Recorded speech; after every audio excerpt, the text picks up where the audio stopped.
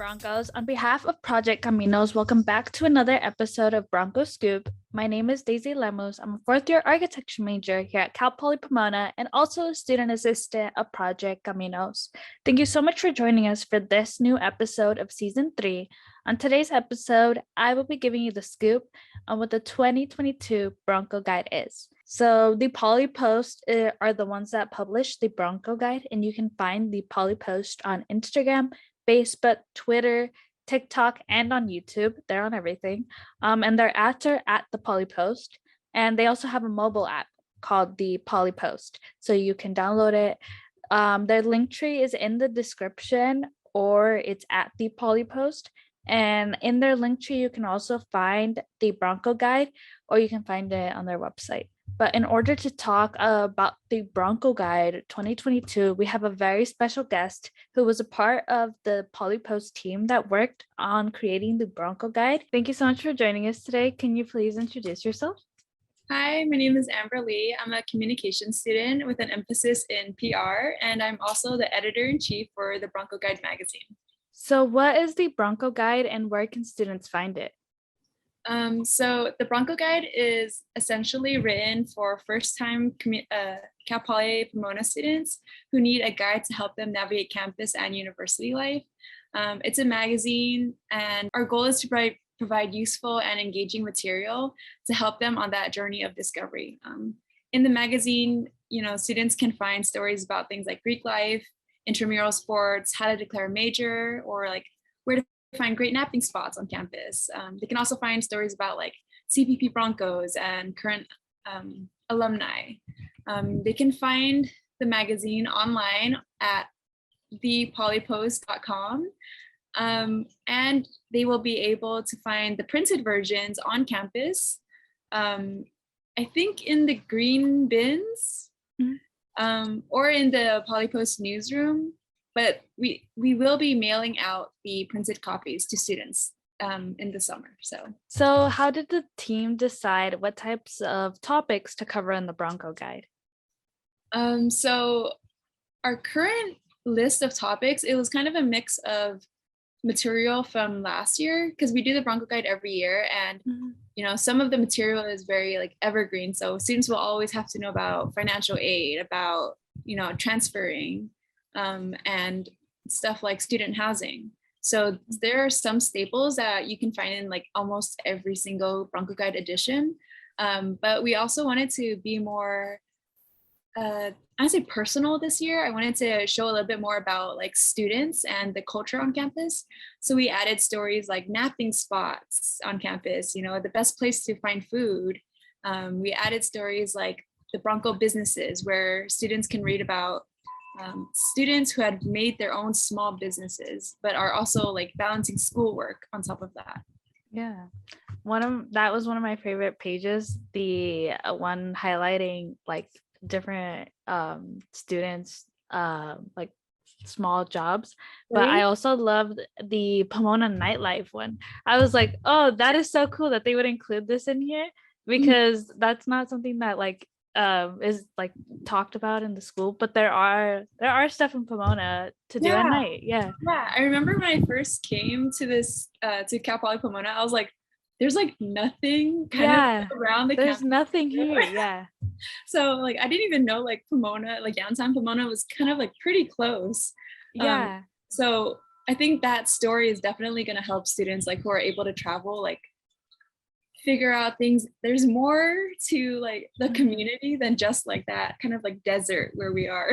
Yeah, there's a lot in Pomona. You just have to like look for it, and some definitely. students don't. What type of content can students expect to find in the Bronco Guide? We've given some examples. Any other ones you want to mention? So there's a lot of how-tos, like how to maintain good grades, how to balance your work and your social life. There's also content just surrounding like the basic stuff of Cal Poly Pomona, like the Rose Floats. We covered the 8 colleges, so students know which each college is about. We covered things like the library, like all the resources the library has and how it started. And there's like a lot about the library I actually didn't know about until like I started editing that article. I was like, I didn't realize there were like 3 galleries in there. Yeah. There's a lot about Cal Poly Pomona establishments that I feel like are very like under the surface. You don't really notice it until you really look into it. What does the team hope our new freshmen and transfers can get out of the Bronco Guide? Okay, so I'm gonna start with my own story. I kind of included this in the word from staff in the magazine. When I was a freshman and I enrolled in Cal Poly, I was very, very lonely. I felt like this overwhelming sense of like disconnect and loneliness because I wasn't living on campus. I was a commuter because I only lived 20 minutes away. And I remember feeling like this campus isn't for me. Like, I don't know what to do here. It feels very empty compared to like what I've seen in like the movies where it's like there's people all the time. And I remember in high school, I would like tour other campuses and it just seemed more lively. And so as I started furthering my college career, like in my sophomore year, my junior year, I started joining more clubs, attending events. And that's where I really started getting connected with the campus. And I realized like there's this certain charm to being a commuter campus because everyone has that same relationship to the campus that like that's what we can connect with. And there's not a lot of that in like other campuses. It's different. Like everyone talks about parking and commuting and the traffic and oh yeah, you live all the way in like Pomona, I live in Chino and stuff like that. And there's that certain charm that I really learned to love, and that was kind of like my icebreaker for like a lot of like relationships when I was talking to people in friendships. I was just like, so where are you from? Or like, oh, how's traffic like?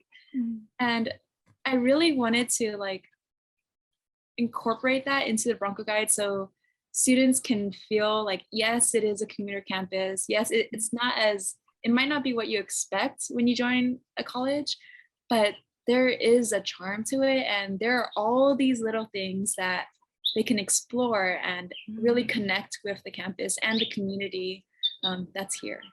Yeah. I live like very far away, so I like dormed my first year and I like still live like at the village. So I have a different experience, but I think I discovered the little things like because I lived here, and so it was easier to form that like community and feel a part of like Cal Poly because I would like go get my groceries at the school and stuff like that. Right. But like, yeah, it's true. Commuters don't get that, but they do get that experience of like, oh, parking's so bad. And yeah, that is very true. Yeah. I remember I had a couple of friends like in my freshman year. It's like when they lived on campus, they were like, there's nothing to do on the weekend. Like everything's closed. And I was like, dang, what the heck? Yeah, we would find stuff to do on the weekends all the time. So yeah, so like hopefully like if like freshmen are on campus and they're like wondering what to do on the weekend, they can pick up the Bronco Guide and be like, oh, let's go hike up to the letters, to the Lover's Bench, or we can discover the Huntley College. And, I remember getting the Bronco Guide when I was a freshman, and I did use it. I would find coffee shops. I really liked the coffee shop page, and I went to a few. Like they were like, "Oh, go to the Cactus Cafe," and I was like, "Oh," and so I went, and then I like discovered all these other things like in Claremont. That's like not that far from here. So yeah, I did use it to like find stuff to do on the weekends, and I had nothing else to do. Yeah, right. I also did that. I think I mainly used the map. Okay, so kind of embarrassing. But when I was a freshman, I didn't want to look like a freshman when I was on campus. So I would like go home and I would memorize the map. Be like where like my classes were, and I'd be like, okay, I gotta like go here and go here. So when I went to campus, I wouldn't have to be like, where do I go? I wanted to that's a lot of work to memorize the map of Cal Poly. Damn. Yeah, I would just wander around lost and like ask people. I was like, I don't know. Worst of all, I can barely read a map, so I was like, click the map. And I was like, I don't know how to navigate. I was like, what is building 9? Like, I don't know. Yeah. Yeah, I think definitely getting lost is also a great way to find things. Yeah. I discovered, I think the College of Hospitality, the one all the way at the top. Yeah, all the way up top. Yeah. Like I remember I was like I had like this 4-hour break in between classes within my sophomore year, and I was like, Yeah. I'm just gonna walk. Like I don't want to like stay in the library because like it was such a nice day, like it is today. So I was like, I'm just gonna walk, and I found like the trail to go all the way up, and it was so nice. I was like, okay, I'm coming back here to like study or just like to hang. It is really nice. But yeah, it's true. A lot of people that aren't a part of that college, you don't really go up there because nobody has classes up there. I remember I had one class like really randomly for architecture there. But yeah, I like barely go there, and I discovered that they have like a very nice like cafe with like a study lounge and like corporate like chairs. I was like, oh, I need to come back here. Yeah, and there's like not a lot of people there, so it's like it's perfect. Yeah, exactly. That's another good nap spot right there. Oh yeah, it's not included in the story, but like that's another two. What was it like to work as the editor for the Bronco guide? Okay, so I think it was a little easier for me this year because last year I was an editor for the Polypost. I was a sports editor. So I had that experience of editing and like leading a team. It was very difficult last year when I was a sports editor because it was completely online. So I didn't really get that face-to-face interaction with people. But that helped me when I was editing for the Bronco guide in fall semester because we were still online. I think we were doing like hybrid classes. It was a lot more difficult because there's just so many more moving parts. When I was a sports editor, I would just edit the stories, give advice on how to like contact people. But with the Bronco guide, it was like I have to prepare like the ideas of the story, get the angles, talk with the writers, and I would also have to work with the designers. That was new. When I was a sports editor, I would just make my own layouts. I could do whatever I wanted. But this time I had to communicate with the graphic design team and help them like make sure they had like the best designs coming out. And I didn't do as much designing as I thought I was going to be when I signed up to be Bronco guide editor. But I really put a lot of like faith in this graphic design team because I could tell they were like really strong. And I didn't want to interfere with what they were doing. So I just wanted to like make sure catch the little mistakes that they might have caught or like just little suggestions. I really wanted them to like have their own touch and personalization to the layouts without having me like interfere too much and making it too corporate or like too much of my own style. I definitely wanted to give like a certain vibe to the magazine. I wanted to be more like, like zines, like those little tiny magazines that people make. I wanted to get that vibe, like more like Gen Z, natural kind of put together vibe. So I really encouraged them to like do their own thing and like add their own style to it. For editing the articles, that was a little hard because we were working with the magazine writing class this year, which was completely different. The years before we were working with the Polypost staff.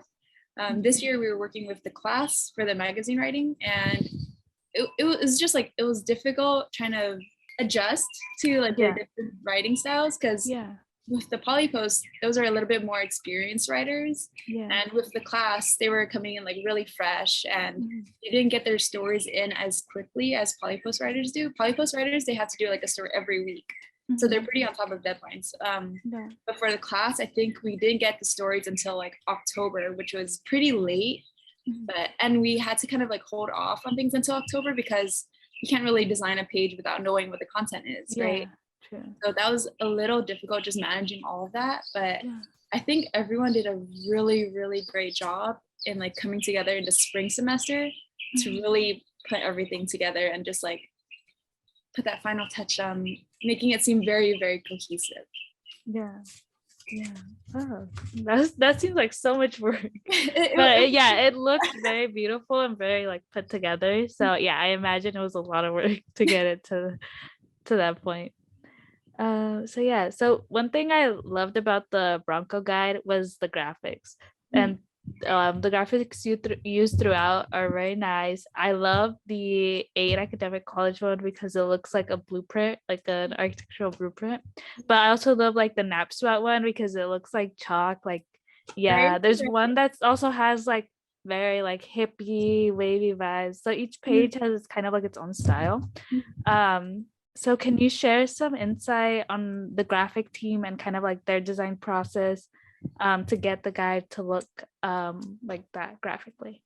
Okay, so I definitely want to share the graphic designers' names because they deserve Yeah. all the credit because they were just so amazing. Like I couldn't have wished for like a better team to work with this year. Yeah. So our head designers were Sharon Wu and Trinity Frere. And we also had Justin Wu and Celine Duong working on the designs. And they were just so good at working with each other and just taking elements from each other's layouts each week and just critiquing each other and like helping each other make their layout better every single week. Like every week they had to like submit their pages. Yeah. We broke up the Bronco guide into like different sections for each Yeah. designer to design each page. And they just did such a great job. I think the 8 colleges story, that was Sharon's page. I think they really wanted to incorporate that architectural like sketchiness into that. And they also put that with like in the cover where you can see like the building designs. It's not like a picture, but it's not like a drawing either. And for the nap spots, that was Justin. And I really like Justin's use of spacing. Like in the nap story, there's just like all these like different, it's like an unconventional page, I guess, to look at. It's not like the stereotypical like columns. It's like there's things all over the place. He puts his own doodles in there. Another layout that he did that I really liked was the university library page. And also incorporated like the little doodles on the side. And I thought that was just like so cute to incorporate your own sketches inside. And I think everyone kind of took a little bit of that in their own stuff. I think the student clubs page, that was by Sharon. She also took some of that like chalk, I don't know how to say it, chalk font kind of. Yeah. It looks like chalk. Yeah. Chalk writing. Yeah. And I think, what was it? Celine had these really great titles. Like if you read the magazine, all the titles that you see, if you see like a very creative title that has like little graphics with it, that's probably Celine's title. Like, in the Bronco Fitspo article, you can see like a little hanger like connecting the words and everything. And for the Bronco businesses, it looks like a little shop in the like her headlines were really great. That's so and Trinity had these really great colors. I think she did most of the opening pages with, you know, like the table of contents and the staff pages and the work.